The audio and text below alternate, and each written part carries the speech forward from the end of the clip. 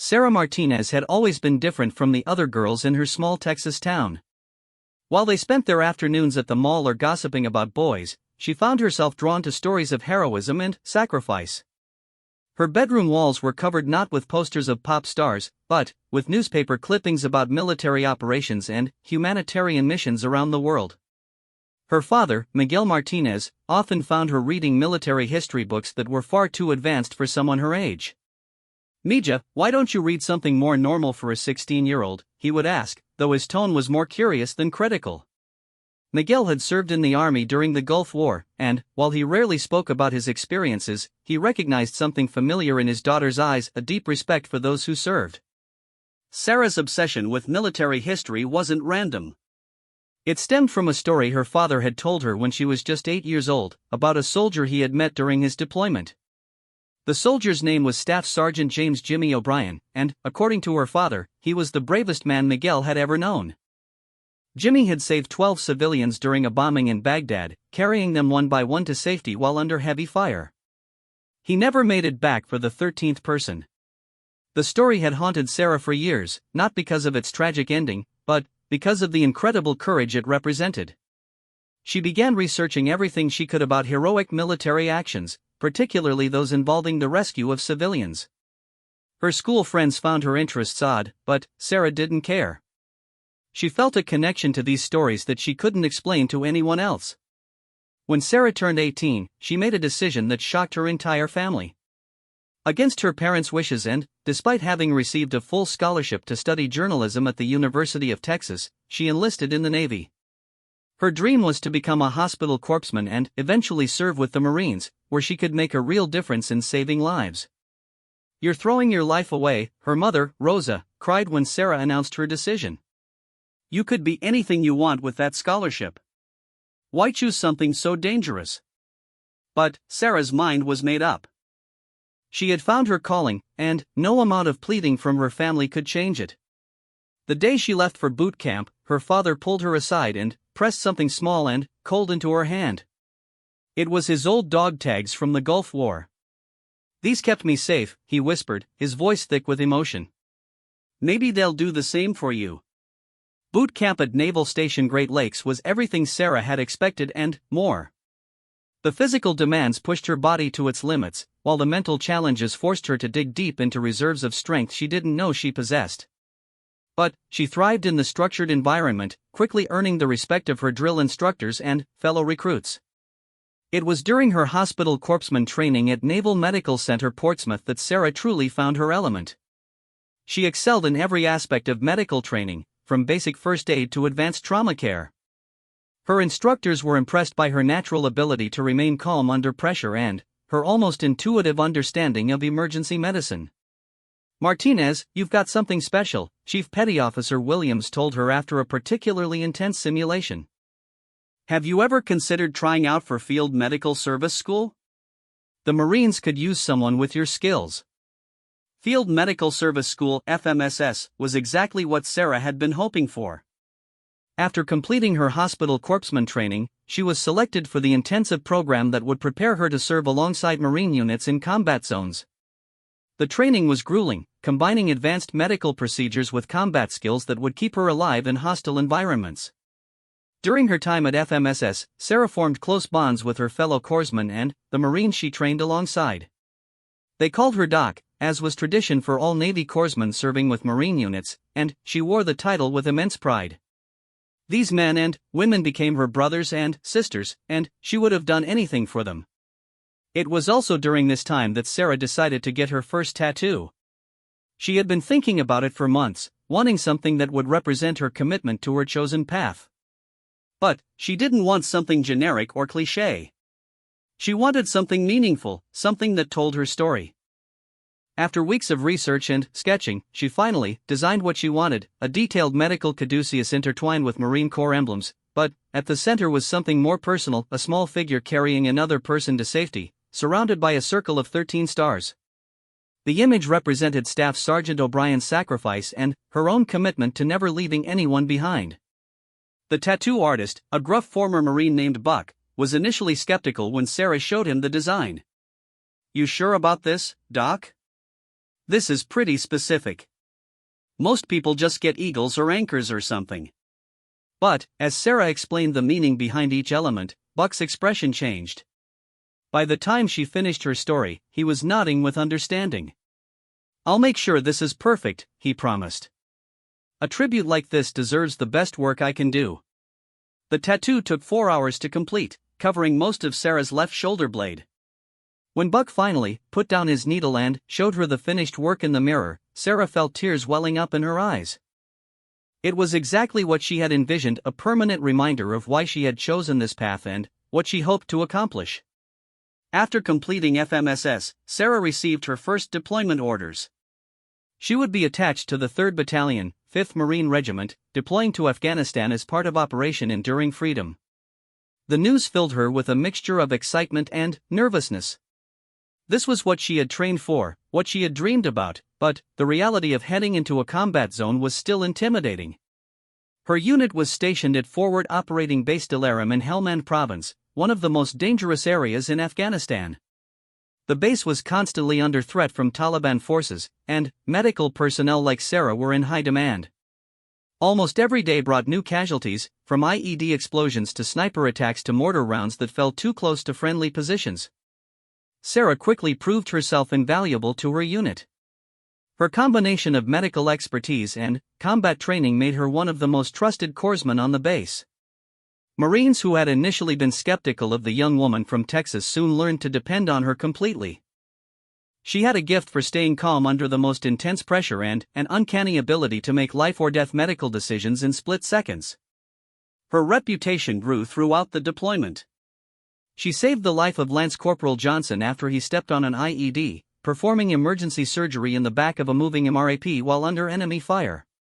She treated Sergeant Kim's sucking chest wound during a firefight that lasted 3 hours, keeping him alive until they could reach proper medical facilities. Time and time again, Sarah proved that her father's old dog tags had indeed kept her safe, but, more importantly, they had helped her keep others safe too. But it wasn't just her medical skills that impressed her fellow Marines. Sarah had a natural ability to boost morale during the darkest moments of their deployment. She had a quick wit and an infectious laugh that could lighten the mood even after the worst firefights. She remembered details about every Marine in her unit, their families, their dreams, their fears, and she used that knowledge to help them through the psychological challenges of combat. The other Marines began calling her Saint Sarah, though she hated the nickname. She didn't want to be put on a pedestal, she just wanted to do her job and bring everyone home safely.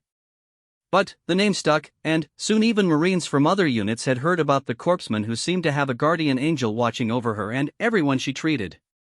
As their deployment neared its end, Sarah's commanding officer, Captain Rodriguez, pulled her aside for a conversation that would change everything. "Martinez, I've been watching you throughout this deployment, and I've never seen anything like it. You've saved more lives than some doctors with 20 years of experience. Have you ever considered applying to become a Navy SEAL corpsman?" Sarah was stunned. She had heard of Navy SEALs, of course everyone in the military had, but she had never considered that path for herself. SEALs were an elite special operations force, and the selection process was notoriously difficult. Very few people even attempted it, and even fewer succeeded. "Sir, I appreciate the suggestion, but I'm not sure I'm SEAL material," Sarah replied hesitantly. Captain Rodriguez smiled. "Martinez, I've been in the Corps for 15 years, and I've served alongside SEALs on multiple occasions. Trust me when I tell you that you have exactly what they're looking for. You've got the medical skills, the mental toughness, and, most importantly, the heart. Think about it." That night, Sarah lay in her bunk thinking about the captain's words. Becoming a Navy SEAL would mean even more intensive training, more dangerous missions, and longer separations from her family. But it would also mean the opportunity to make an even greater difference, to be part of operations that could save hundreds or thousands of lives. She thought about Staff Sergeant O'Brien and his sacrifice. She thought about all the Marines she had treated during her deployment, and how many more she might be able to help if she had the training and resources that came with being a SEAL. By morning, her decision was made. The application process for SEAL training was exhaustive. Sarah had to undergo extensive physical and psychological evaluations, background checks, and interviews with current SEAL team members. But her deployment record spoke for itself, and her commanding officer's recommendations were glowing. 6 months later, Sarah found herself at Naval Amphibious Base Coronado in California, preparing to begin basic underwater demolition/SEAL training (BUD/S). She was one of only 3 women in her class of 200 candidates, and the only one specializing in combat medicine. The physical demands of BUD/S were unlike anything Sarah had experienced, even after her deployment to Afghanistan. The instructors pushed every candidate to their breaking point and beyond, weeding out those who lacked the mental fortitude to succeed in the SEAL teams. Many of her fellow candidates quit during the first week, unable to handle the constant physical and psychological pressure. But Sarah had something that many of the others lacked: a clear sense of purpose. Every time she wanted to quit, every time her body screamed that it couldn't take any more punishment, she reminded herself why she was there. She thought about all the lives she could save, all the missions she could support, all the difference she could make if she just kept going. The hardest part of BUD/S was Hell Week, 5.5 days of continuous training with a maximum of 4 hours of sleep total. Candidates were pushed through surf torture, log carries, boat races, and countless other exercises designed to break their will. Sarah watched as dozens of her classmates rang the bell that would end their SEAL aspirations, but she never even considered quitting. During one particularly brutal surf torture session, when the instructors made the candidates lie in the freezing Pacific Ocean for what felt like hours, Sarah found herself thinking about her tattoo. She couldn't see it, of course, but she could feel it there on her shoulder blade, reminding her of her commitment and her purpose. The 13 stars representing the lives that Staff Sergeant O'Brien couldn't save gave her strength to endure whatever the instructors threw at her. By the end of Hell Week, only 37 candidates remained from the original class of 200. Sarah was not only still there, but she had emerged as one of the strongest performers in the group. Her medical background gave her advantages in treating the inevitable injuries that occurred during training, but, more importantly, her ability to stay calm under extreme stress had impressed the instructors. The remaining phases of BUD/S focused on diving, land warfare, and specialized skills training. Sarah excelled in all areas, but it was during the medical training portions that she truly shined. She had already mastered most of the basic skills during her hospital corpsman training, which allowed her to help other candidates who were struggling with the medical requirements. Her willingness to help her teammates, even when she was exhausted and struggling herself, earned her the respect of both the instructors and her fellow candidates. The SEAL community valued team players above individual performers, and Sarah demonstrated again and again that she would do whatever it took to ensure the success of her team. After 6 grueling months, Sarah graduated from BUD/S as one of only 26 survivors from her original class. She was the only woman to complete the program in her class, but, more importantly to her, she had proven that she belonged among the Navy's elite Special Operations Forces. The graduation ceremony was attended by family members and SEAL team leaders from around the world. Sarah's parents had flown in from Texas, and she could see the mixture of pride and worry in their eyes as she received her SEAL trident. Her father, still carrying himself with military bearing despite his age, saluted her as she walked past in the ceremony. But graduation from BUD/S was just the beginning. Sarah still had to complete SEAL qualification training, an additional 6 months of specialized instruction that would teach her the specific skills needed to operate as a member of a SEAL team. This phase focused on advanced weapons training, tactics, communications, and specialized medical procedures that went far beyond her previous training. It was during SQT that Sarah first met Commander Jake Reaper Morrison, the legendary SEAL team leader who would later play such an important role in her story. Commander Morrison had a reputation throughout the SEAL community as one of the most effective and respected leaders in the teams. He had completed more successful missions than almost any other active SEAL, and his men would follow him anywhere.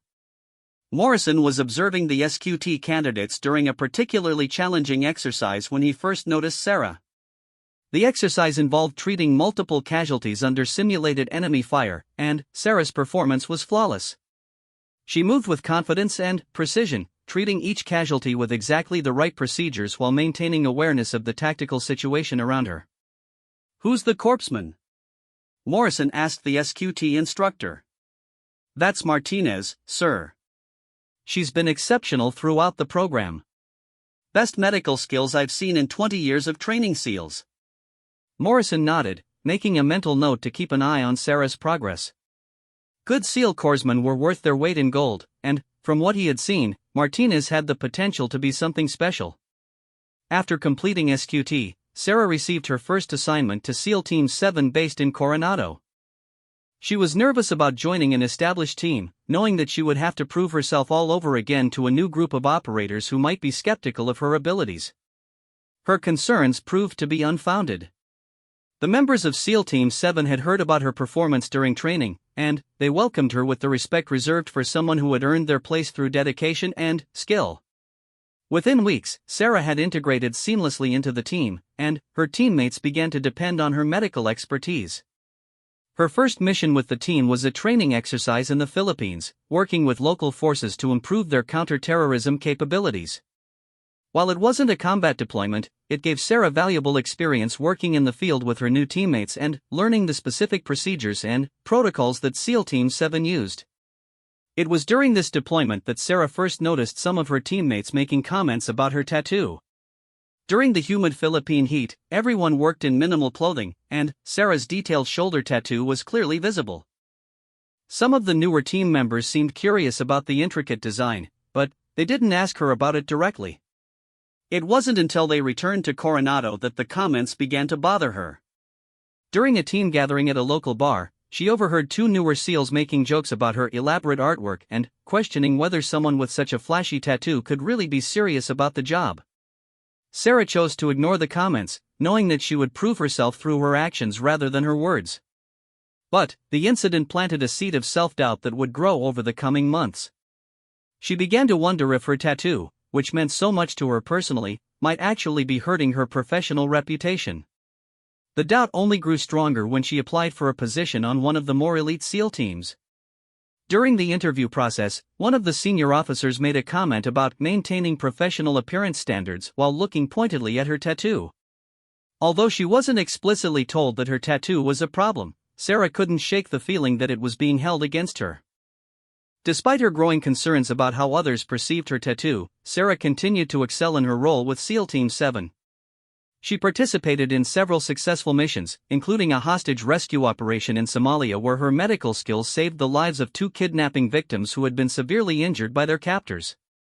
Her reputation as one of the Navy's most skilled SEAL corpsmen continued to grow, but so did the whispered comments about her tattoo.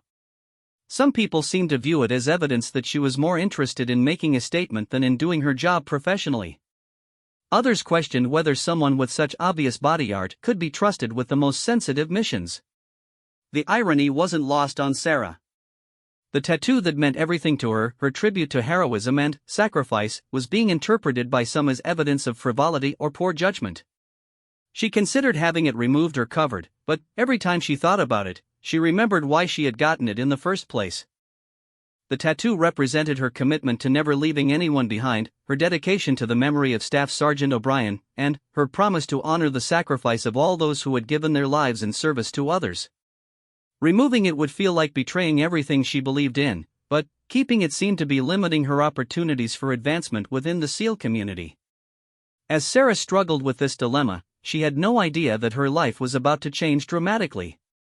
A new mission was being planned, one that would test every skill she had learned and every principle she believed in. And, for the first time since getting her tattoo, someone would finally understand its true meaning. Commander Morrison had been following Sarah's career with interest since her days in SQT. He had heard about her exceptional performance on recent missions and her growing reputation as one of the most skilled medical operators in the SEAL community. When he was tasked with assembling a team for a particularly challenging rescue mission, Sarah was at the top of his list. The mission would require someone with advanced medical training, the ability to operate under extreme pressure, and the courage to risk everything to save others. Based on everything he had heard about Sarah Martinez, she was exactly the person he needed. What he didn't know yet was that her controversial tattoo would soon reveal a connection that would change both of their lives forever. The emergency briefing came at 0300 hours on a cold Tuesday morning in February. Sarah was jolted awake by the sharp sound of her pager, followed immediately by the announcement over the base loudspeaker, SEAL Team 7, report for immediate briefing. This is not a drill. Sarah rolled out of her bunk and threw on her uniform, her mind already shifting into mission mode. Emergency briefings at 3 in the morning meant only one thing: someone, somewhere, was in serious trouble and needed help immediately. As she jogged across the base to the briefing room, she could feel the familiar surge of adrenaline that came with knowing she might soon be putting her life on the line to save others. The briefing room was already crowded when Sarah arrived. She spotted her teammates from SEAL Team 7 scattered throughout the room, along with members from several other teams. At the front of the room stood Commander Morrison, his expression grim as he waited for everyone to arrive. Sarah had worked with Morrison on a few training exercises, but this would be their first real mission together if she was selected for whatever operation he was planning. "Listen up, people," Morrison began once the room was full. 47 minutes ago, we received a distress call from a medical research station in northern Afghanistan. The facility was overrun by Taliban forces, and an unknown number of civilian researchers are being held hostage. He clicked a remote, and a satellite image of a remote mountain facility appeared on the screen behind him. The building looked isolated and vulnerable, surrounded by rugged terrain that would make any rescue attempt extremely challenging. The research station is operated by Doctors Without Borders and is currently housing 12 international medical researchers, Morrison continued. Intelligence suggests they were targeted because of their work developing vaccines for diseases that affect the local population. The Taliban sees this as Western interference and wants to make an example of them. Sarah felt her stomach tighten as she studied the satellite images. 12 civilians, dedicated to helping people, now trapped and possibly facing execution because of their humanitarian work. It was exactly the kind of situation that had driven her to become a SEAL in the first place. The facility is located in a mountain valley approximately 200 kilometers from the nearest coalition base, Morrison explained. The terrain is extremely challenging, and the weather forecast shows a major storm system moving in within the next 18 hours. If we're going to get these people out alive, we need to move fast. He paused and scanned the room, his eyes stopping on each SEAL as he considered who would be best suited for the mission. This operation requires a small team with specific skills. We need operators who can handle extreme cold weather conditions, mountaineering, and close-quarters combat in confined spaces. Most importantly, we need medical expertise. Some of the hostages may be injured, and will be hours away from proper medical facilities. Sarah felt Morrison's eyes linger on her as he mentioned medical expertise. She had been hoping for exactly this kind of opportunity, a chance to use her skills to save innocent lives. But she also knew that dozens of other qualified SEALs were in the room, many with more combat experience than she had. The team will consist of 6 operators, Morrison announced. Peterson, Williams, Chen, Rodriguez, Thompson, and Martinez. We deploy in 4 hours. Everyone else, you're on standby in case we need backup or extraction support. Sarah felt a rush of excitement mixed with nervousness as she heard her name called. This would be her first real rescue mission as a SEAL, and the stakes couldn't be higher. 12 innocent lives depended on her and her teammates performing flawlessly under the most challenging conditions imaginable.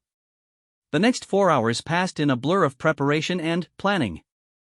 Sarah checked and rechecked her medical equipment, ensuring she had everything she might need to treat trauma injuries, hypothermia, malnutrition, and a dozen other conditions the hostages might be suffering from. She studied the facility layouts, memorizing the location of every room and corridor. She reviewed weather reports, terrain analysis, and intelligence updates about enemy forces in the area.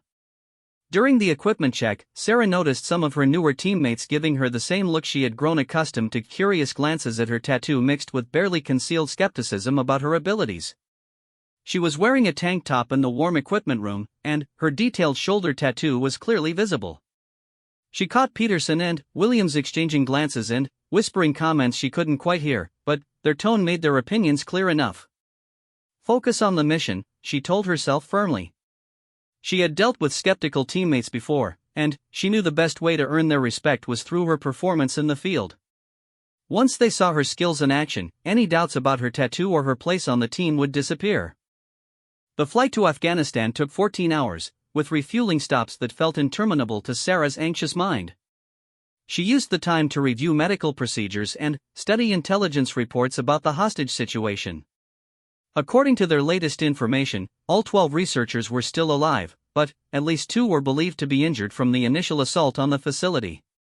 Commander Morrison spent most of the flight reviewing tactical plans with the team. The mission would be conducted in 3 phases: infiltration, rescue, and extraction.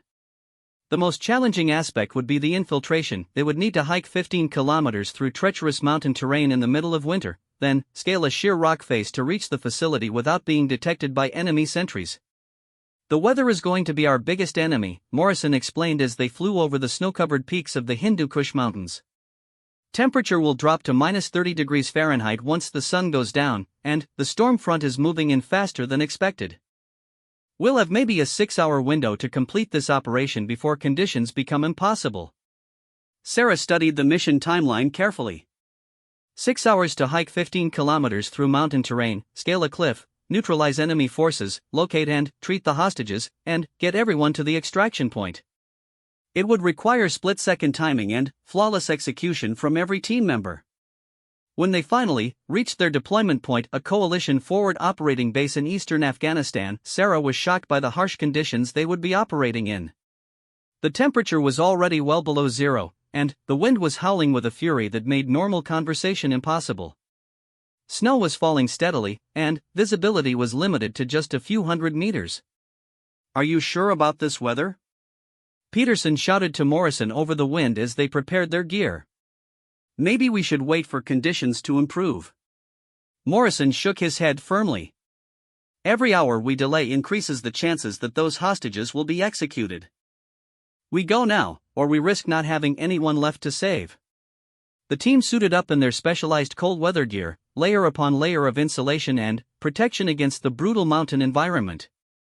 Sarah double-checked her medical equipment one final time, ensuring that her medications and instruments wouldn't freeze in the extreme cold.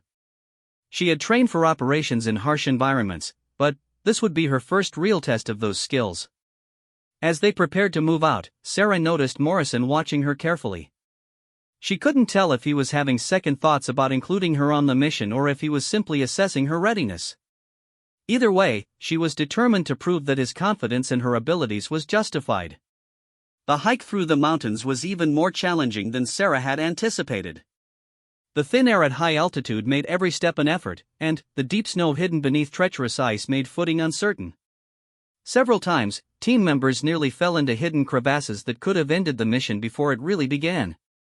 Sarah found herself drawing on reserves of mental strength she had developed during her toughest training exercises.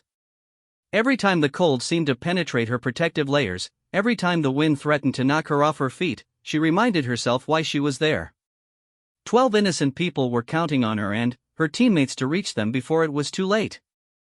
3 hours into the hike, they reached the base of the cliff they would need to climb to reach the research facility. Looking up at the sheer rock face, Sarah felt a moment of doubt. The cliff was over 200 feet high, covered in ice, and would need to be climbed in near total darkness to avoid detection by enemy sentries. "Martinez, you're our lightest team member," Morrison said quietly as they prepared their climbing gear. "You'll go up first and establish our anchor points. Can you handle it?" Sarah nodded confidently, though her heart was racing. She had completed extensive mountaineering training, but this would be her first time climbing under such extreme conditions with lives hanging in the balance. As she checked her climbing equipment and prepared to start her ascent, she could feel her teammates watching her carefully. The climb was a test of every skill she had learned during her training. The ice-covered rock provided treacherous handholds, and the howling wind threatened to tear her from the cliff face with every gust. But Sarah climbed with steady determination, placing anchor points carefully and ensuring that the rope would support her teammates when they followed her up. Halfway up the cliff, disaster nearly struck. A section of ice gave way under Sarah's weight, and, for a terrifying moment, she found herself swinging free on the rope, her feet scrambling for purchase on the smooth rock face. Below her, she could hear her teammates holding their breath, waiting to see if she would recover or fall. Drawing on her training and her natural athleticism, Sarah managed to swing herself back against the cliff face and find new handholds. She continued climbing with even greater care, testing each grip before trusting her weight to it. When she finally reached the top of the cliff and established the anchor point for her teammates, she felt a surge of pride and relief. One by one, her teammates followed her up the cliff. When Morrison reached the top, he gave her a nod of approval that meant more to Sarah than any medal or commendation could have. she had passed her first major test as a member of his team. From their position at the top of the cliff, they could see the research facility below them.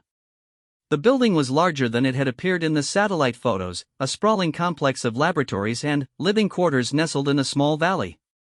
Lights were visible in several windows, and they could see guards patrolling the perimeter, at least 8 enemy fighters, probably more inside the building. Intel was wrong about the number of tangos, Morrison whispered as they studied the facility through their night vision equipment. Looks like we're facing at least a dozen hostiles, maybe more. This is going to be more challenging than we thought. Sarah felt her pulse quicken as she realized the implications. Their plan had been based on intelligence suggesting they would face only 4 or 5 enemy fighters. 12 or more changed everything about their tactical approach and significantly increased the danger to both the rescue team and the hostages. "Do we call for backup?" Williams asked quietly. Morrison shook his head. "No time. That storm front will be here in 3 hours, and backup is 8 hours away at best. We adapt and overcome." For the next 30 minutes, they observed the facility and revised their tactical plan. They identified guard positions, patrol patterns, and potential entry points. Sarah studied the building layout carefully, trying to determine where the hostages were most likely being held and what route would get her to them most quickly once the assault began. "Martinez, once we breach the building, your primary objective is locating and treating the hostages," Morrison instructed. "We'll handle the tangos and secure the facility. You focus on keeping those civilians alive until we can get them to the extraction point." Sarah nodded, understanding the weight of responsibility he was placing on her shoulders. The lives of 12 innocent people would be in her hands, and she couldn't afford to make any mistakes. As she checked her medical equipment one final time, she thought about Staff Sergeant O'Brien and his determination to save as many people as possible. She would not let his memory down. The assault on the facility began at 0247 hours with synchronized strikes on the exterior guards. Sarah watched through her night vision scope as her teammates moved like shadows through the snow, neutralizing sentries with silent precision. Within minutes, they had eliminated the external security and were ready to breach the main building. "Breaching in 30 seconds, Morrison whispered into his radio. "Martinez, be ready to move to the hostage location as soon as we secure the entry point." Sarah's heart was pounding as she waited for the signal. This was the moment she had trained for her entire career, the opportunity to use her skills to save innocent lives under the most dangerous conditions imaginable. She thought briefly about her tattoo and what it represented, drawing strength from its reminder of courage and sacrifice. The explosion that breached the facility's main entrance was deafening in the mountain silence. Sarah followed her teammates through the gap, her weapon ready and her medical bag secure across her shoulder. The interior of the building was dimly lit and filled with smoke from the breaching charge, making visibility poor and movement dangerous. They moved through the facility with practiced precision, clearing rooms methodically while searching for both hostiles and hostages. Sarah could hear gunfire from other parts of the building as her teammates engaged enemy fighters who had been caught off guard but were now mounting a desperate defense. "Hostages located," Peterson's voice crackled through her radio. "Basement level, east wing. At least 2 injured, possibly more." Sarah immediately changed direction, following Peterson's guidance through the maze-like corridors toward the basement. As she descended the stairs, she could hear voices, people speaking in English, French, and what sounded like German. The researchers were alive, but, from the tone of their voices, they were terrified and possibly injured. The basement room where the hostages were being held was a converted laboratory, with 12 people huddled together in one corner. Sarah's medical training immediately kicked in as she assessed the situation. 2 of the researchers were obviously injured, one with what appeared to be a gunshot wound to the shoulder, another with severe bruising and possible internal injuries from a beating. "I'm Sarah, U.S. Navy," she announced as she entered the room. "We're here to get you out. I'm a combat medic, and I need to treat the injured before we move." The relief on the hostages' faces was overwhelming. Several of them began crying as they realized that rescue had finally arrived. But Sarah forced herself to focus on the medical emergency in front of her. The researcher with the gunshot wound was losing blood rapidly and needed immediate attention. Working by the light of her headlamp, Sarah quickly assessed the extent of the shoulder wound. The bullet had passed through the muscle without hitting any major arteries, but the bleeding needed to be controlled immediately. She applied pressure dressings and started in 4-line to replace the blood loss. "What's your name?" she asked the wounded researcher as she worked. "Dr. Sophie Laurent," the woman replied in accented English. "I'm from France. Thank you for coming for us."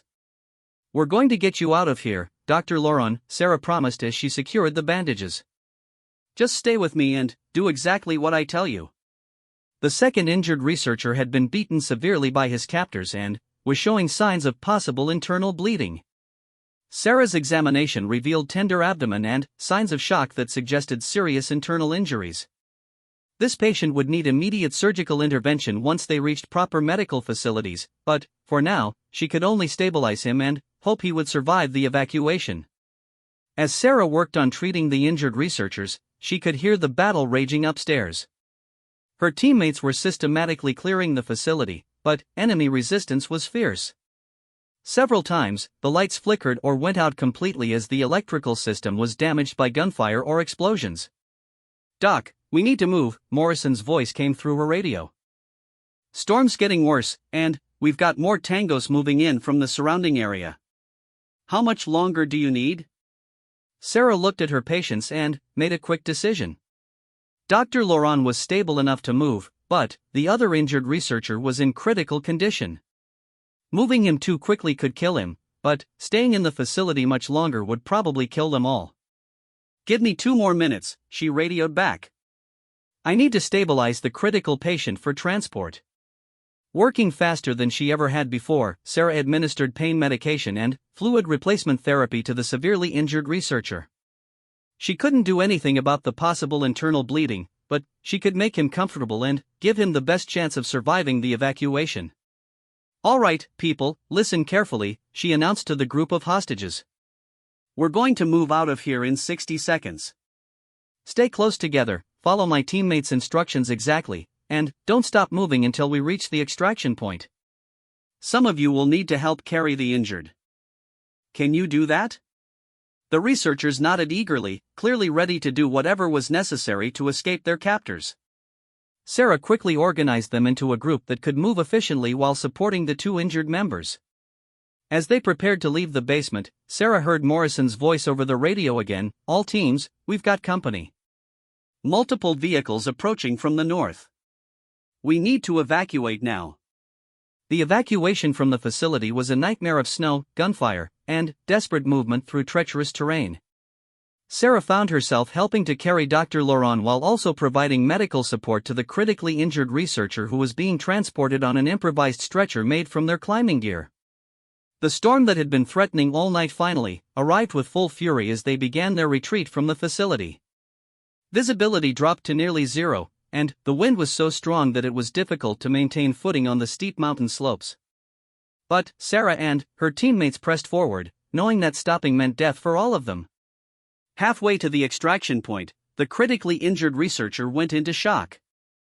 Sarah was forced to stop the group and perform emergency medical procedures in the middle of a blizzard while enemy forces searched for them in the darkness below. Working by the light of a red-filtered flashlight that wouldn't compromise their night vision, she administered emergency medications and managed to stabilize him enough to continue moving. "You're amazing," Dr. Laurent whispered to Sarah as they resumed their desperate trek through the snow. "I don't know how you're doing this." Sarah didn't reply, but she thought about her tattoo and what it represented. This was exactly what she had trained for, exactly what Staff Sergeant O'Brien would have done in the same situation. She would not let these people down, no matter what it cost her. The extraction helicopters were waiting at the designated landing zone, their rotors already turning in preparation for immediate departure. Sarah had never been so happy to see anything in her life as those aircraft sitting in the swirling snow, ready to carry them all to safety. But, as they loaded the injured researchers into the medical helicopter, Sarah realized that her work was far from over. Both patients were still in critical condition, and the flight to proper medical facilities would take over an hour. She would need to maintain their vital signs and be ready to perform emergency procedures during the flight if their conditions deteriorated. As the helicopter lifted off and carried them away from the mountain facility, Sarah allowed herself one moment to look back at the scene of their successful mission. They had rescued all 12 hostages, neutralized the terrorist threat, and escaped without losing a single team member. It was exactly the kind of operation she had dreamed about when she first decided to become a SEAL. But, even as she felt pride in their success, Sarah knew that the most challenging part of the mission might still be ahead of her. Keeping the injured researchers alive during the flight to medical facilities would test every skill she had learned as a combat medic. And, when they finally reached safety, she would need to face the questions and scrutiny that always followed a high-profile rescue operation. What she didn't know was that Commander Morrison had been watching her performance throughout the entire mission with growing respect and recognition. Something about her dedication and skill reminded him of someone from his past, someone whose memory he had carried with him for over a decade. Soon, he would make a discovery that would change both of their lives forever. The medical helicopter's interior was cramped and noisy, filled with the sound of rotor blades cutting through the storm and the steady beeping of monitoring equipment that Sarah had hastily set up for her 2 critical patients. Dr. Sophie Laurent was stable but weak from blood loss, while the second researcher, Dr. Klaus Weber from Germany, was fighting for his life with what Sarah increasingly suspected were severe internal injuries. How much longer to the medical facility? Sarah shouted to the helicopter crew chief over the noise of the engines. 43 minutes if this weather doesn't get worse, he replied, adjusting his headset. But, this storm is getting nasty fast.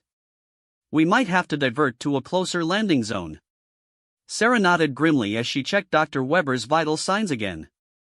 His blood pressure was dropping steadily, and, despite the pain medication she had administered, he was showing signs of increasing distress.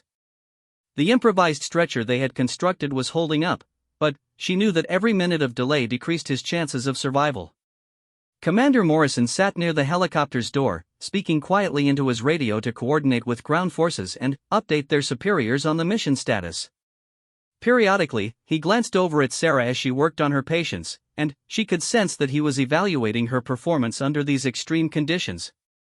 The other members of SEAL Team 7 were scattered throughout the helicopter, exhausted from the mission but still alert for any potential threats. Peterson and Williams, who had been skeptical of Sarah's abilities before the mission, were now watching her work with obvious respect. The way she had performed during the rescue operation had clearly changed their opinions about her skills and dedication. Dr. Laurent, how are you feeling? Sarah asked as she adjusted the French researcher's foreline. Much better, thanks to you, Dr. Laurent replied weakly. That was the most terrifying experience of my life. They said they were going to execute us one by one if their demands weren't met. Sarah felt her anger rising as she thought about what these innocent researchers had endured. They had been trying to help people, developing vaccines and medical treatments for local populations, and they had been targeted for that humanitarian work. It reinforced her belief that she had chosen the right career path, even when others questioned her motivations or her appearance. Dr. Weber's condition suddenly worsened as the helicopter hit a patch of severe turbulence. His blood pressure dropped dangerously low, and Sarah realized that he was probably bleeding internally at a rate that threatened his life. Working in the cramped, moving aircraft, she started a second foreline and administered emergency medications to support his cardiovascular system. I'm losing him, she announced to the helicopter crew. Is there any way to get us to medical facilities faster? The pilot's voice crackled through the intercom, negative. We're already pushing the limits in these conditions. But, I've got good news, there's a field surgical unit at Forward Operating Base Chapman that's only 20 minutes away. They've got real doctors and operating facilities. Sarah felt a surge of relief. 20 minutes was manageable if she could keep Dr. Weber stable that long. She focused all her attention on monitoring his vital signs and adjusting his treatment as needed, drawing on every technique she had learned during her medical training. Commander Morrison moved closer to Sarah as she worked, ostensibly to check on the patients but actually to get a better look at her performance under pressure. What he saw impressed him tremendously. Despite the challenging conditions, working in a cramped, noisy, moving aircraft during a severe storm, Sarah remained completely focused and professional. Her movements were precise and confident, and she anticipated problems before they became critical. But it was when Sarah leaned forward to adjust Dr. Weber's position that Morrison got his first clear view of her tattoo. The detailed medical caduceus and Marine Corps emblems were impressive enough, but it was the central image that made him freeze in recognition. The small figure carrying another person to safety, surrounded by 13 stars, triggered a flood of memories that Morrison had tried for years to suppress.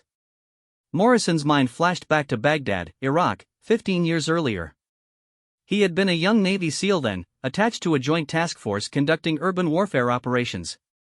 During one particularly intense firefight, he had witnessed an act of heroism that had haunted him ever since. An Army staff sergeant who had repeatedly run into a burning building to rescue trapped civilians, saving 12 people before being killed while attempting to rescue the 13th.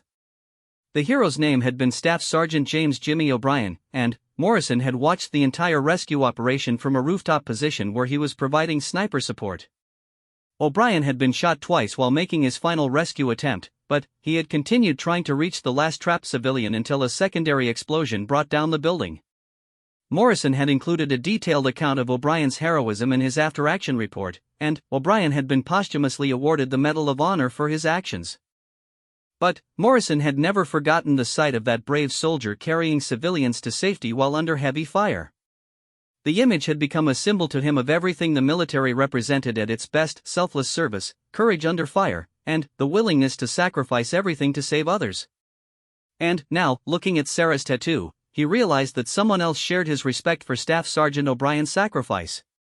"Martinez," Morrison said quietly, moving closer to where Sarah was working on Dr. Weber. "That tattoo on your shoulder, where did you get the design?" Sarah looked up from her patient, surprised by the question. She had grown accustomed to people commenting on her tattoo, usually in negative ways, but Morrison's tone was different.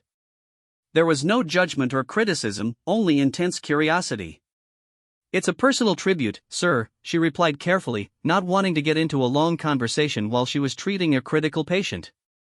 "Based on a story my father told me about a soldier he served with."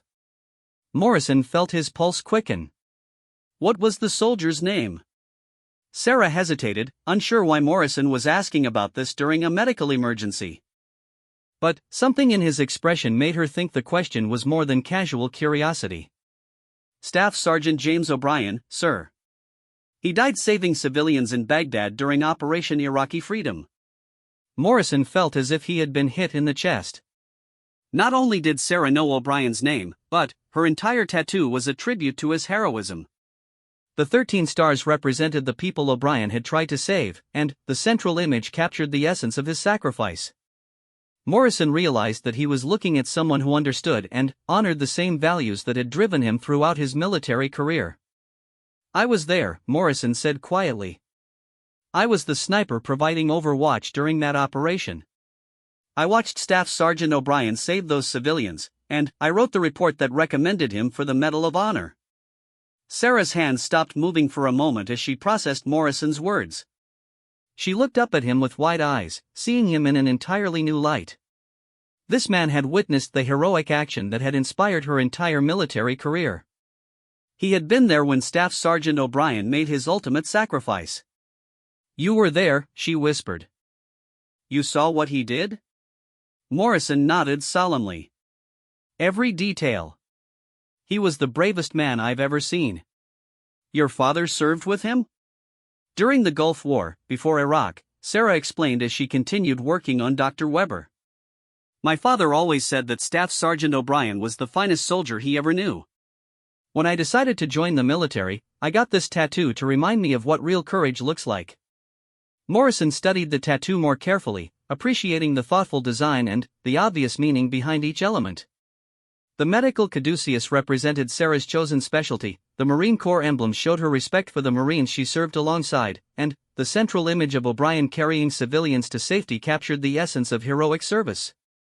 The 13 stars were a poignant reminder that even heroes sometimes couldn't save everyone. "People have been giving you grief about this tattoo, haven't they?" Morrison asked, remembering the comments he had heard from other SEALs about Sarah's flashy artwork. Sarah nodded ruefully. "Some people think it's unprofessional or that I'm trying to show off. They don't understand what it means to me. Morrison felt a surge of anger at the ignorance of those who had criticized Sarah without understanding the significance of her tattoo. Here was a young SEAL who had chosen to permanently honor one of the finest examples of military heroism he had ever witnessed, and people were treating it as evidence of poor judgment or lack of professionalism. "Anyone who criticizes this tattoo is an idiot," Morrison said firmly. "This is exactly the kind of tribute that O'Brien's memory deserves. You should be proud of it." The validation from Morrison meant more to Sarah than she could express. For years, she had endured whispered comments and sideways looks from people who didn't understand the meaning behind her tattoo. Having someone who had actually witnessed O'Brien's heroism acknowledge the appropriateness of her tribute felt like a tremendous weight being lifted from her shoulders. Dr. Weber's vital signs suddenly stabilized as the medication Sarah had administered began taking effect. His blood pressure improved, and his breathing became more regular. Sarah felt a surge of relief as she realized that she had managed to keep him alive long enough to reach proper medical facilities. "FOB Chapman coming into view," the pilot announced over the intercom. "Prepare for landing. Medical team is standing by." Sarah quickly organized her medical equipment and prepared to transfer both patients to the waiting doctors. Dr. Laurent was stable and alert, but Dr. Weber would need immediate surgery to address his internal injuries. As the helicopter touched down, Sarah could see the medical team rushing toward them with gurneys and equipment. The transfer of patients went smoothly, with the base medical team taking over Dr. Weber's care immediately and rushing him into surgery. Dr. Laurent was taken to a treatment area where her wound could be properly cleaned and sutured. Both patients were finally receiving the level of medical care they needed, and Sarah felt confident that they would both recover fully. Commander Morrison watched the patient transfer with professional interest, but his attention kept returning to Sarah and her tattoo. He was still processing the coincidence that had brought him together with someone who honored the memory of Staff Sergeant O'Brien. In his years of military service, he had never encountered anyone else who even remembered O'Brien's name, let alone someone who had created such a meaningful tribute to his heroism. After ensuring that both patients were stable and receiving appropriate care, Sarah joined her teammates in the base dining facility for a hot meal and debriefing session. The successful rescue mission had earned praise from their superiors, and everyone was feeling the satisfaction that came with saving innocent lives. But Sarah was still thinking about her conversation with Morrison and what it meant to finally meet someone who had witnessed the heroic action that had shaped her entire career. "Martinez, that was some impressive work out there," Peterson said as he sat down next to Sarah with his meal tray. "I have to admit, I had some doubts about having you on the team, but you proved me wrong tonight." Williams nodded in agreement. "The way you kept those injured researchers alive under those conditions was incredible. I've never seen field medicine like that." Sarah appreciated the recognition from her teammates, but she was more interested in processing her conversation with Morrison. Learning that he had witnessed O'Brien's sacrifice added a new dimension to her understanding of the event that had inspired her military career. She found herself wanting to know more about what Morrison had seen that day in Baghdad. After the meal, Morrison approached Sarah and asked if she would join him for a private conversation. They walked outside into the cold Afghan night, away from the noise and activity of the base. The storm had passed, leaving behind clear skies filled with more stars than Sarah had ever seen. "I want you to know something about that day in Baghdad," Morrison began, his voice quiet but intense. "What I witnessed Staff Sergeant O'Brien do changed me fundamentally as a person and as a leader. I've spent my entire career since then, trying to live up to the example he set." Sarah listened intently as Morrison described the details of O'Brien's final mission. He told her about watching through his sniper scope as O'Brien repeatedly entered the burning building, emerging each time with another civilian.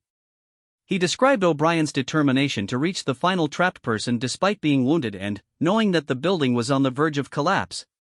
"The thing that struck me most was that he never hesitated," Morrison continued. "Even when he was bleeding, even when he knew he might not make it out, he kept going back. That's the definition of heroism, not the absence of fear, but the willingness to act despite fear when others need help." "That's exactly what my father told me," Sarah replied. "He said that O'Brien never talked about being brave or heroic. He just did what needed to be done because people were counting on him." Morrison nodded. Your father sounds like he understood O'Brien's character perfectly. And, from what I've seen tonight, you've inherited that same sense of duty and dedication. They talked for over an hour about leadership, heroism, and what it meant to serve others. Morrison shared stories from his years of military service, while Sarah talked about her journey from a small Texas town to the elite ranks of the Navy SEALs. They discovered that they shared many of the same values and beliefs about military service and the responsibility that came with being entrusted with other people's lives. I have a confession to make, Morrison said as their conversation began winding down. I've been following your career since you completed SEAL training. Your reputation as a combat medic is exceptional, and several people have recommended you for advanced assignments. Sarah was surprised by this revelation. She had no idea that Morrison had been aware of her service record or that she was being considered for special assignments. I'm putting together a new special operations unit focused specifically on hostage rescue and humanitarian missions, Morrison continued. We need people with your combination of medical expertise, tactical skills, and moral courage. Would you be interested in joining my team permanently? Sarah felt her heart racing with excitement. This was exactly the kind of opportunity she had been hoping for, a chance to use her skills on the missions that mattered most to her. Working with Morrison would also mean serving under someone who truly understood and appreciated the values that drove her. Yes, sir, she replied without hesitation. I would be honored to serve on your team. Morrison smiled and extended his hand to shake hers. Welcome to Task Force Guardian, Petty Officer Martinez. We're going to do some incredible work together. As they walked back toward the base buildings, Sarah felt a sense of completion that she had never experienced before. After years of enduring criticism and skepticism about her tattoo, she had finally found someone who not only understood its meaning but had actually witnessed the heroic action it commemorated. More importantly, she had found a leader who shared her values and would give her the opportunity to make the kind of difference she had always dreamed of making. The next morning brought news that both Dr. Laurent and Dr. Weber were recovering well from their ordeal. Dr. Lauren's shoulder wound was healing properly, and she would be able to return to her research work within a few weeks. Dr. Weber had required extensive surgery to repair internal bleeding, but the doctors were optimistic about his chances for a full recovery. Sarah visited both patients before her team departed for their return journey to the United States. Dr. Laurent thanked her repeatedly for her care during the rescue and evacuation, crediting Sarah with saving her life. Dr. Weber, though still weak from surgery, managed to express his gratitude for her medical expertise under such challenging conditions. You are a true hero, Dr. Laurent said as she grasped Sarah's hand. What you did for us will never be forgotten. Sarah deflected the praise, as she always did, but she felt a deep satisfaction knowing that her skills had made the difference between life and death for these dedicated researchers. This was exactly why she had become a SEAL, to use her abilities to help others and make a positive impact in the world. During the flight back to Coronado, Morrison took the opportunity to brief Sarah on Task Force Guardian and what she could expect from her new assignment. The unit would specialize in high-risk rescue operations, particularly those involving civilian hostages or humanitarian workers in danger. They would receive additional training in advanced medical techniques, specialized equipment, and unconventional warfare tactics. This won't be easy duty, Morrison warned her. We'll be dealing with some of the most dangerous situations imaginable, often in hostile territory with minimal support. The psychological stress alone has broken stronger people than you might expect. Sarah nodded seriously, understanding the challenges that lay ahead. But she also felt more confident than she ever had about her chosen path. Finding Morrison, someone who had witnessed O'Brien's sacrifice and understood its significance, felt like validation that she was exactly where she was supposed to be. As the aircraft carried them back toward California, Sarah reflected on how dramatically her life had changed in just a few days. She had completed her first major rescue mission as a SEAL, saved the lives of multiple civilians, and found a mentor who shared her deepest values. Most importantly, she had finally found someone who understood and appreciated the true meaning of her controversial tattoo. The tattoo that had caused her so much grief and criticism had actually connected her with the most important mentor of her military career. What others had seen as unprofessional artwork, Morrison recognized as a profound tribute to heroism and sacrifice. It was a reminder that sometimes the things that make us different are actually our greatest strengths, even when others fail to understand their significance. But Sarah's story was far from over. Task Force Guardian would present new challenges and opportunities that would test every skill she had developed and every principle she believed in. And, in the months to come, she would discover that her tattoo had the power to change not just her own life, but the lives of everyone around her who took the time to understand its true meaning. 6 months after joining Task Force Guardian, Sarah Martinez had become one of the most respected special operations medics in the entire military. Under Commander Morrison's leadership, she had participated in 17 successful rescue missions across 4 different countries, saving dozens of lives and earning commendations from military leaders around the world. But it was her work with Task Force Guardian that finally brought her the recognition she had always deserved, and vindicated her decision to honor Staff Sergeant O'Brien's memory with her controversial tattoo. The transformation in how people viewed Sarah's tattoo had been remarkable. Word had spread throughout the special operations community about the connection between her tribute and Morrison's eyewitness account of O'Brien's heroism. What had once been whispered criticism became respectful admiration as people learned the true story behind the detailed artwork. Sarah found herself being approached by other service members who wanted to hear about O'Brien's sacrifice and understand the meaning behind her tribute. "Your tattoo has become legendary around here," Chief Petty Officer Davis told Sarah as they prepared for their latest mission briefing. "Half the guys in the teams are talking about getting their own tribute tattoos now." Sarah smiled at the irony. The same tattoo that had once been cited as evidence of her lack of professionalism was now inspiring others to find their own ways to honor military heroes. But she was careful to emphasize that the meaning behind the tribute was more important than the artwork itself. "It's not about the tattoo," she would tell people who asked about it. "It's about remembering the people who sacrificed everything to help others, and making sure their examples continue to inspire us to be better." The latest mission briefing was held in a secure conference room at Naval Amphibious Base Coronado, with representatives from multiple agencies and military branches in attendance. The operation they were planning would be Task Force Guardian's most challenging assignment yet, a rescue mission in Syria where American aid workers had been captured by a radical terrorist group. Intelligence indicates that 5 American humanitarian workers were taken from their medical clinic in Aleppo 3 days ago, Morrison explained as satellite images appeared on the briefing room's large screen.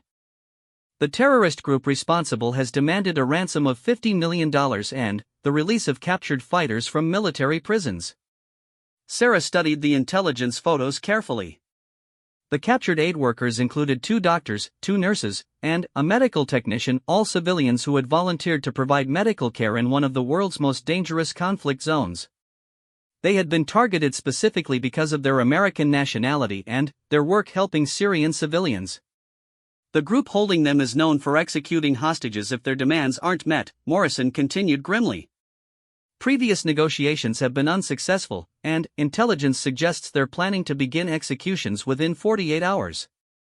The mission parameters were daunting. Task Force Guardian would need to infiltrate a heavily defended compound in urban terrain, neutralize multiple hostile fighters, locate and extract 5 hostages, and escape through territory controlled by various opposing factions. The operation would require split-second timing, flawless execution, and more than a little luck. "Martinez, this mission will put your medical skills to the ultimate test," Morrison said, looking directly at Sarah. "Intel suggests the hostages have been beaten and possibly tortured. We don't know what condition they'll be in when we reach them, but they may need immediate trauma care under combat conditions." Sarah nodded, feeling the familiar mixture of nervousness and determination that came before major operations. After 6 months with Task Force Guardian, she had learned to channel her anxiety into focused preparation. She would spend the next 24 hours studying every detail of the mission plan and ensuring her medical equipment was perfectly organized for rapid treatment of multiple casualties. The team that Morrison had assembled for the mission represented the best of American Special Operations Forces. In addition to Sarah and the core members of Task Force Guardian, they would be joined by operators from Delta Force, Army Rangers, and Air Force Pararescue. It was the kind of joint operation that required seamless coordination between different units with different training and procedures.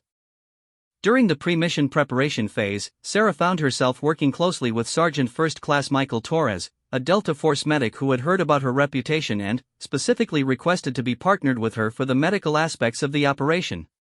Torres was an experienced operator with multiple combat deployments, but he had never worked with a Navy SEAL corpsman before.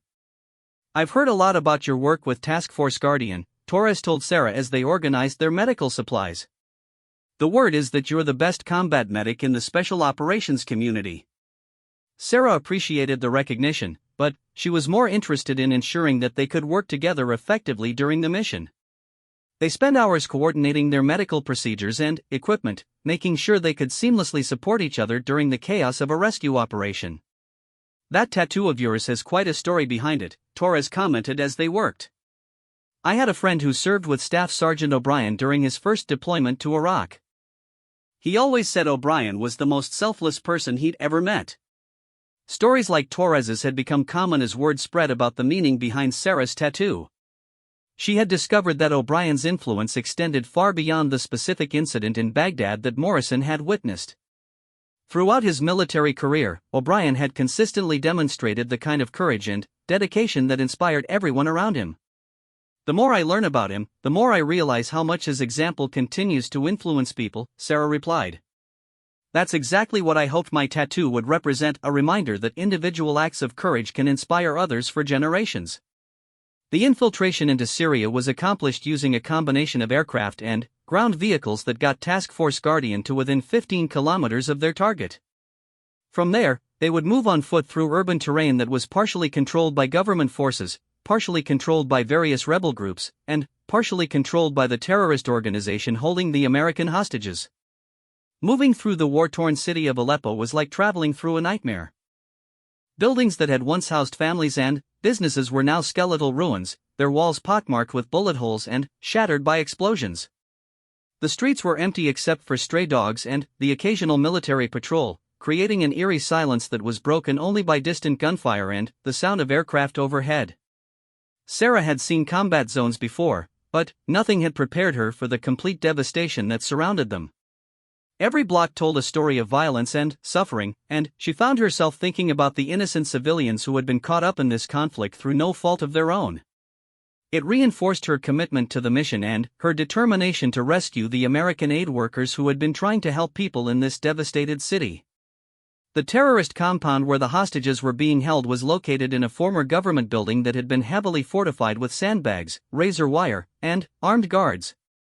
Intelligence indicated that approximately 20 fighters were defending the facility, with the hostages being held in a basement area that would be difficult to reach and even more difficult to escape from. "Remember, these are terrorists who have nothing to lose," Morrison whispered to the team as they prepared for the assault.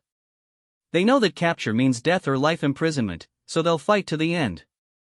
Stay sharp, watch your sectors, and get those hostages out alive." The assault on the compound began with a coordinated attack from multiple directions, designed to overwhelm the defenders and prevent them from executing the hostages before the rescue team could reach them. Sarah followed the main assault element through the building's primary entrance, her medical equipment secure and her weapon ready for use if necessary. The interior of the building was a maze of damaged corridors and improvised barricades that the terrorists had constructed to slow down any rescue attempt. Sarah's team moved methodically through the structure, clearing rooms and neutralizing hostile fighters while searching for the location where the hostages were being held. "Hostages located," Torres's voice crackled through Sarah's radio. "Basement level, southeast corner. Multiple casualties, need immediate medical attention." Sarah immediately changed direction and headed for the basement, her heart racing as she thought about what condition the American aid workers might be in after 3 days of captivity. As she descended the stairs, she could hear voices speaking in English. The hostages were alive, but, from the tone of their voices, they were obviously in distress. The basement room where the hostages were being held was small and dirty, with 5 Americans huddled together in one corner. Sarah's medical training immediately kicked in as she assessed the situation. All 5 hostages showed signs of physical abuse, with bruises, cuts, and what appeared to be more serious injuries that would require immediate attention. "I'm Sarah, U.S. Navy," she announced as she entered the room. "We're here to get you out. I'm a combat medic, and I need to quickly assess everyone's injuries before we move." The relief on the hostages' faces was overwhelming. but Sarah forced herself to focus on the medical emergency in front of her. Dr. Jennifer Adams, one of the captured doctors, had obvious signs of a concussion and possible internal injuries from a severe beating. Nurse Patricia Williams had a badly infected wound on her arm that suggested she had been denied proper medical care. The other 3 hostages were in better condition but still showed signs of dehydration and physical abuse. "Thank God you found us," Dr. Adams whispered as Sarah examined her injuries. "They said they were going to start killing us tomorrow if their demands weren't met." Sarah worked quickly to stabilize the most seriously injured hostages while Torres and the other operators secured the area around them. The sounds of gunfire from other parts of the building indicated that the assault was still ongoing, but they had successfully reached the hostages before the terrorists could harm them further. "Dr. Adams, I need you to stay awake and keep talking to me," Sarah instructed as she checked the doctor's pupils for signs of brain injury. "Tell me about your medical work here in Syria." As Dr. Adams described the humanitarian work she and her team had been doing, Sarah felt a deep respect for these civilians who had volunteered to help people in one of the world's most dangerous places. They had known the risks when they came to Syria, but they had chosen to help anyway because people needed medical care. It was exactly the kind of selfless service that Staff Sergeant O'Brien had represented. The evacuation from the compound was complicated by the fact that 2 of the hostages were too weak to walk on their own and would need to be carried to the extraction point. Sarah organized the rescue team to support the injured Americans while maintaining security against potential counterattacks from surviving terrorists. As they made their way through the devastated streets of Aleppo toward the extraction point, Sarah found herself thinking about the connection between this mission and the story that had inspired her military career. Just as O'Brien had repeatedly risked his life to save civilians, she and her teammates were now risking everything to rescue people who had been trying to help others. The extraction helicopters were waiting at a secured landing zone outside the city, ready to transport the rescued Americans to proper medical facilities where they could receive comprehensive treatment for their injuries. Sarah felt a surge of relief as she saw the aircraft sitting in the darkness, knowing that they had successfully completed another impossible mission. During the flight to safety, Sarah continued treating the injured hostages while also having the opportunity to learn more about their humanitarian work in Syria. Dr. Adams and her team had been operating a medical clinic that provided free healthcare to civilians who had no other access to medical treatment. They had been treating everything from war injuries to childhood diseases, working under incredibly difficult conditions because they believed in helping people who needed it most. "Why did you volunteer for this?" Sarah asked Dr. Adams as she monitored her vital signs during the flight. "Because someone has to," Dr. Adams replied simply. "These people need help, and we have the skills to provide it. It's not about politics or taking sides, it's just about helping human beings who are suffering." Sarah was struck by the similarity between Dr. Adams's motivation and her own reasons for becoming a SEAL. Both had chosen dangerous careers because they wanted to use their skills to help others, regardless of the personal risks involved. It was exactly the kind of selfless dedication that O'Brien had demonstrated during his final mission. When they finally reached the medical facility where the rescued Americans would receive treatment, Sarah felt the familiar satisfaction that came with successfully completing a challenging mission. All 5 hostages had survived their ordeal and would recover fully from their injuries. Another group of innocent people had been saved from a terrible fate, and Sarah had played a crucial role in their rescue. Commander Morrison approached Sarah as she finished turning over her patients to the hospital medical team. His expression showed the pride and respect that had become characteristic of their working relationship over the past 6 months. "Outstanding work, Martinez," Morrison said. "Your medical skills made the difference between a successful rescue and a potential tragedy. Those people are alive because of your expertise and dedication." "Thank you, sir," Sarah replied. But it was a team effort.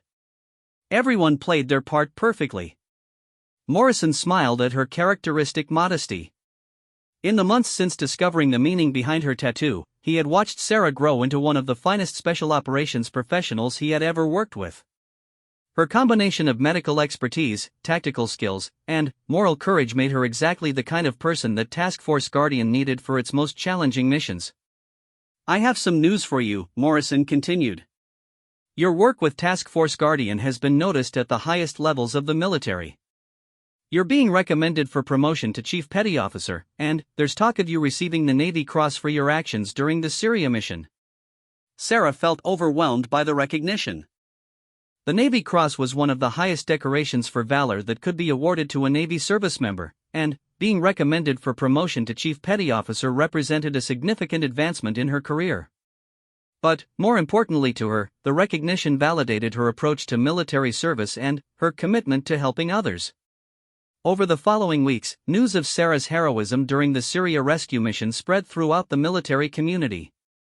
The story of her tattoo and its connection to Staff Sergeant O'Brien's sacrifice became part of military folklore, inspiring other service members to think more deeply about what it meant to serve others. Sarah found herself being invited to speak at military academies and training facilities about leadership, courage, and the importance of remembering those who had made the ultimate sacrifice. But perhaps the most meaningful recognition came from an unexpected source. Dr. Jennifer Adams, the rescued humanitarian worker, had recovered fully from her injuries and returned to the United